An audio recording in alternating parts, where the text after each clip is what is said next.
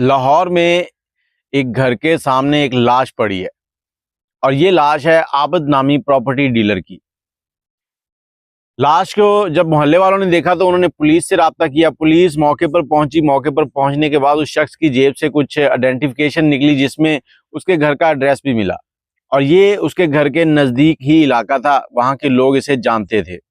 इसके घर इतला दी गई कि आपके भाई की वहां पर लाश पड़ी है, गली में जल्दी पहुंचे। उसके दो भाई फौरन वहां पहुंचे हैं। उनके पहुंचने तक वहां पुलिस जो है वो पहले ही पहुंची हुई थी, तो वहां कार्रवाई शुरू हो गई।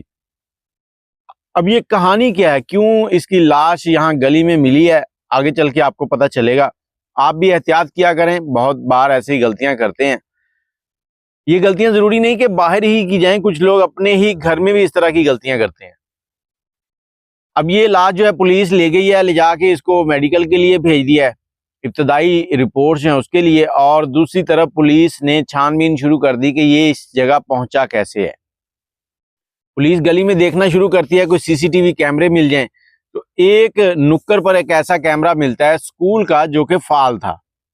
उस कैमरे की फुटेज देखी जाती है तो उसमें देखा जाता है कि एक औरत जो है वो गली में से इस शख्स को घसीटते हुए लेके आती है और छोड़ के चली जाती है उसके घर से पिछले घर के दरवाजे के पास।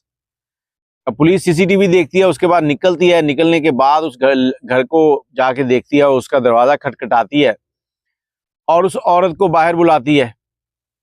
उस घर में सिर्फ एक अकेली औरत थी, बच्चे थे।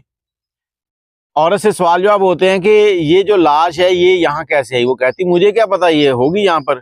पुलिस ने जब थोड़ा सा दबाव डाला तो उसने कहा जी ये राहगीर था, रात को यहाँ से गुजर रहा था, इसने हमारा दरवाजा खटखटाया, कहता मुझे बहुत प्यास लगी है तो मुझे पानी पिला दे। मैंने पानी पिलाया, उसके बाद इसका दिल घबरा रहा था, इसको मैंने अंदर बैठने के लिए कह दिया है और वहां बैठे बैठे इसकी डेथ हो गई है। अब मैं घबरा गई थी कि ये मैं क्या करूं, क्योंकि मेरे अगर घर से इसकी लाश निकले तो मैं तो मर गई, लोग मुझे कहेंगे कि तुम ये क्या कर रही हो। तो मैंने इसकी लाश को खींचा और वहां जाके रख दिया ताकि मेरे दरवाजे से आगे हो जाएगी, मैं बच जाऊंगी। अब पुलिस जो थी वो सब कुछ जानती थी कि ये 1:30 बजे बंदा आया है, 1:30 बजे के बाद 2 घंटे इस घर के अंदर रुका है, 2 घंटे के बाद इसकी लाश जो है वो बाहर निकाली गई है। पुलिस ने कहा कि बीबी आप सच सच बताएं, हमें सब मालूम है। बीबी कहती नहीं यही सच है। पुलिस वाले कहते चले ठीक है आप थाने चले हमारे साथ, वहां जाकर थोड़ी सी बात करनी है, तब लिखाई करनी है, आपका जो बयान है उसको लिखना है। थाने ले गए, वहां जाकर उससे रिवायती अंदाज में थोड़ी सी पूछगिछ की तो वो बीबी फिर बोलने लगी, कहती मैं शादीशुदा हूँ और मेरे बच्चे हैं, शौहर है जो ड्राइवर है और मेरा इसके साथ पिछले 8 साल से चक्कर था। अब 8 साल से चक्कर था, जब भी मेरा शौहर घर से जाता था मैं इसको फोन करती थी, ये आ जाता था। और इस रात भी मैंने इसको 12:30 बजे फोन किया, इसने कहा मैं 1:30 बजे तक पहुंच जाऊंगा और ये 1:30 बजे मेरे पास आ गया था। हम घर में रहे हैं, कुछ टाइम स्पेंड किया, खाना खाया, जो चीजें खाई हैं वो खाई हैं, उसके बाद एकदम से इसको कुछ हुआ है और ये मर गया है। अब मुझे नहीं समझ आई इसको क्या हुआ है। और इतनी टाइम में जो मेडिकल की इब्तदाई रिपोर्ट थी वो भी आ चुकी थी। उसमें बताया गया कि इसने कुछ ऐसी दवाई खाई है जो इसको रिएक्ट कर गई है और इसने उसकी ओवरडोजिंग ली है, मतलब ये जो डोज होती है उससे एक्स्ट्रा इसने खाई है, जिस वजह से इसके साथ ये मामला हुआ है।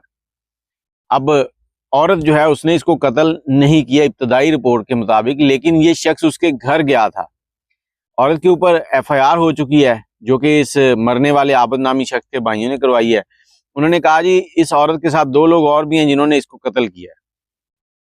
अब आगे जाएगी रिपोर्ट, बाकी की जो रिपोर्ट आती है उसके बाद पता चलेगा कि वाकई ऐसा हुआ है या खुद से इसकी डेथ हो गई है।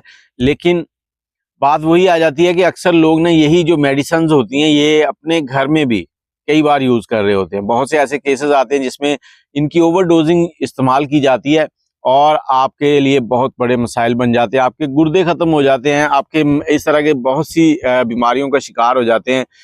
और हमारे बहुत से हकीम हजरात जो इन दवाइयों का अपनी मेडिसिन के अंदर इस्तेमाल करते हैं ताकि जो लोग हैं वो एकदम से बूस्ट हो जाएं और उनको लगे कि ये हकीम साहब तो बहुत अच्छे हैं। और जिस हकीम की दवाई जो है वो स्लो वर्क करे उसको लोग कहते हैं ये हकीम ठीक नहीं है, इसकी दवाइयाँ ठीक नहीं है।